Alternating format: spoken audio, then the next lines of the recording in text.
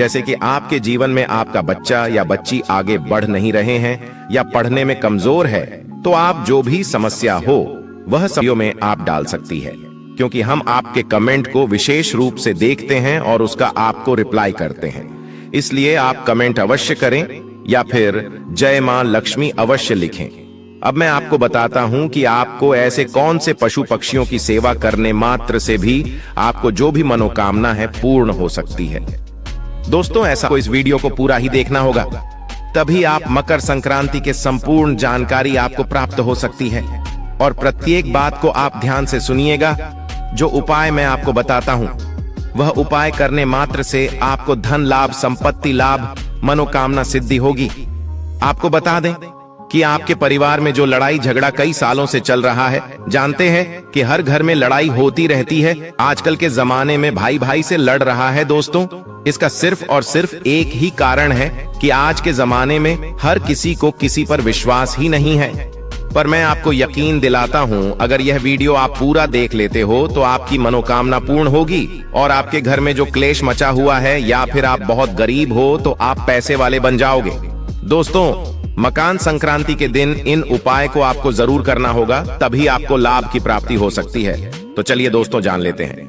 मकर संक्रांति पर गंगा सागर में मेला लगता है। मान्यता है इस दिन गंगा स्नान से मोक्ष की प्राप्ति होती है। शास्त्रों में मकर संक्रांति के 10 महा उपाय बताए गए हैं, जिनको करने से व्यक्ति का सोया भाग्य जाग उठता है। दोस्तों, इसलिए मैं आपसे एक बार और कहना चाहूंगा कि वीडियो को पूरा देखने पर ही आपको फल की प्राप्ति हो सकती है। इसलिए मकर संक्रांति के दिन अगर यह उपाय में से अपने एक भी उपाय कर लिया तो मेरा विश्वास मानिए, आप धनवान न बन जाए तो मुझे बताना, या जो आपकी मनोकामना हो वह पूर्ण न हो जाए तो मुझे कमेंट करके जरूर बताना।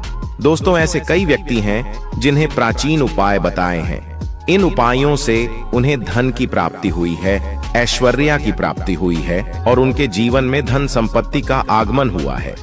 पर इसके लिए आपको जिस तरह से मेन उपाय बताता हूं उसी तरह से करना है। तो दोस्तों, हम बारी बारी से जानेंगे। सबसे पहले जानते हैं दोस्तों, मकर संक्रांति पर मान्यता है इस दिन जल में काले तिल मिलाकर स्नान करने से शनि बेहद प्रसन्न होते हैं। साधक को 7 अश्वमेध यज्ञ के समान पुण्य फल प्राप्त होता है। अगर आप ऐसे स्नान कर लेते हो तो आप पर मां लक्ष्मी की कृपा होती है, भगवान सूर्य देव की कृपा होती है। चलिए जान लेते हैं। अगला उपाय हवन से होगा। यह लाभ मकर संक्रांति पर घर में आम की लकड़ी से हवन करें। इसमें तेल से 108 बार गायत्री मंत्र का जाप करते हुए आहुति दें।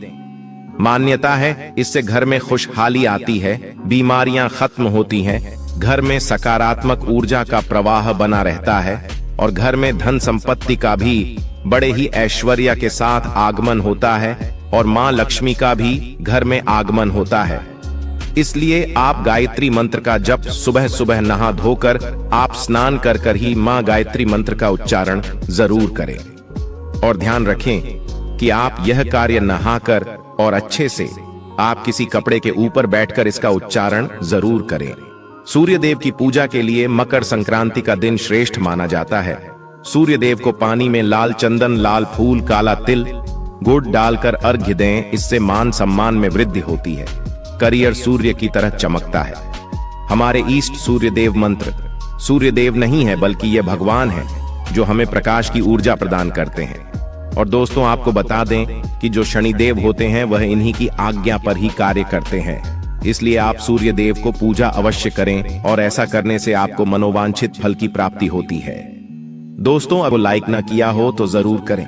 मकर संक्रांति पर सुहागिन महिलाएं हल्दी कुमकुम की रस्म निभाती हैं। विवाहित महिलाएं अपने सुहाग की रक्षा के लिए एक दूसरे को हल्दी कुमकुम लगाकर सुहाग सामग्री बांटती है। मान्यता है इससे पति की आयु लंबी होती है, सौभाग्य में वृद्धि होती है। ध्यान रखें, सुहाग की सामग्री 14 की संख्या में हो। दोस्तों, ऐसा माना जाता है कि आप यह सामग्री सिर्फ और सिर्फ मकर संक्रांति के दिन ले आते हैं तो आपकी पतिदेव पर कोई संकट नहीं आता।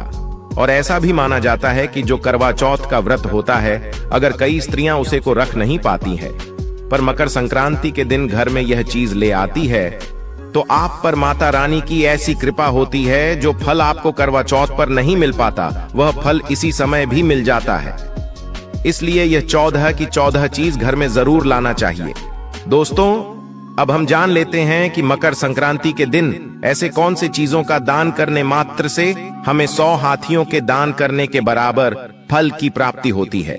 ऐसी कुछ अतुल्य चीज है जिनका हर किसी के घर में यह चीज जरूर होती है, और अगर वह व्यक्ति इन चीजों का दान कर देता है तो उसके घर में कभी धन संपत्ति की कभी कमी नहीं होती और वह व्यक्ति हमेशा धनी ही रहता है। और जिसके घर में मां लक्ष्मी का वास नहीं होता, उसके घर में भी मां लक्ष्मी स्थायी रूप से निवास करती है। दोस्तों, ये जो बातें मैं आपको बता रहा हूं वह बातें प्रमाणित हो चुकी हैं। मैं ये उपाय को पहले भी कई बार बताया है कि अगर आप इन चीजों का कोई विशिष्ट त्योहार के दिन अगर आप इन चीजों का दान कर देते हैं तो आप पर भगवान विष्णु की कृपा होती है, मां लक्ष्मी की कृपा होती है और प्रत्येक देवी देवता की आप पर कृपा होती है। इन चीजों का दान मकर संक्रांति के दिन दान का विशेष महत्व है। इस दिन तिल, कंबल, लाल कपड़ा, लाल मिठाई, मूंगफली, चावल, मूंग की दाल की खिचड़ी, गुड़ और काली उड़द की दाल का दान करने से शनि, राहु, केतु, सूर्य की शुभता मिलती है।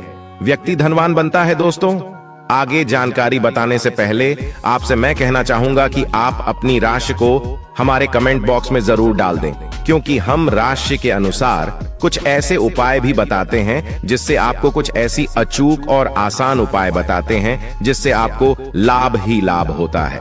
और अगर आपकी जीवन में कोई समस्या है, मां लक्ष्मी अवश्य लिखें।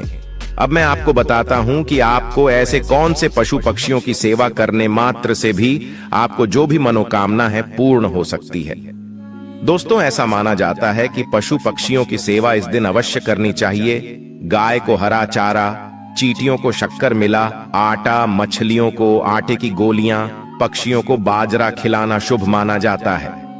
इससे धन आगमन के रास्ते सुलभ होते हैं। दोस्तों, अब जान लेते हैं कि काला तिल मकर संक्रांति के दिन इतना अच्छा क्यों माना जाता है और इससे हमें लाभ की प्राप्ति, धन की प्राप्ति, ऐश्वर्य की प्राप्ति कैसे हो सकती है।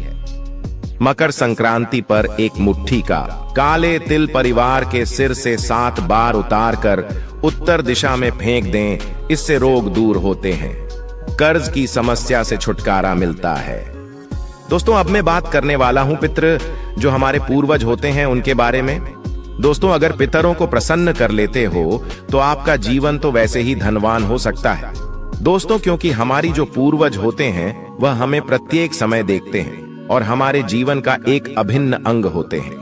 इसलिए मैं आपको बताना चाहूंगा कि साल भर अगर आपको पितरों को खुश रखना है, मकर संक्रांति पर पितरों का तर्पण, श्राद्ध कर्म करने से पूर्वज साल भर प्रसन्न रहते हैं। परिवार में वंश वृद्धि होती है, वैवाहिक जीवन सुखमय रहता है, बरकत होती है।